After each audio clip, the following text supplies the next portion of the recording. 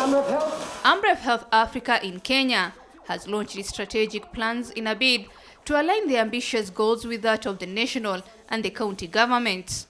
The strategic plan we are unveiling today reflects the spirit of these words, a convergence of dedication, innovation, and vision to create a healthier, more equitable future for all Kenyans.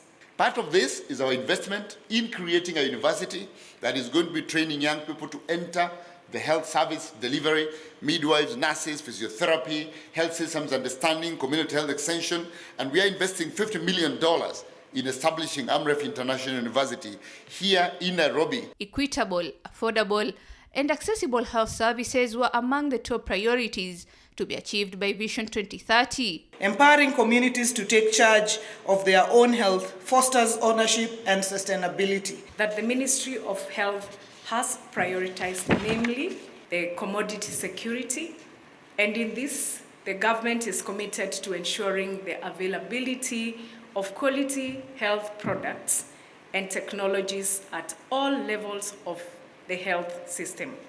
We will focus on strengthening local manufacturing of essential commodities based on the essential package of services. The health world is always evolving and bound to change. For the mentioned plans to be effective, all individuals in the society are expected to take action. We are leveraging on the 100,000 community health promoters supported by community health assistants to drive the preventive and promotive healthcare agenda. The national government will pay part and the county government will pay the rest of it just to ensure there is impact and there is sustainability of the same. Digitizing the health sector is also among the strategies in enhancing a paradigm shift in the delivery of healthcare services in Kenya. Through developing the digital health ecosystem that allows interoperability and provides data for action, we will start with the electronic community health information system and ultimately hope to achieve patient data portability. Implementing this plan will require much hard work and the collaboration of various stakeholders and line ministries.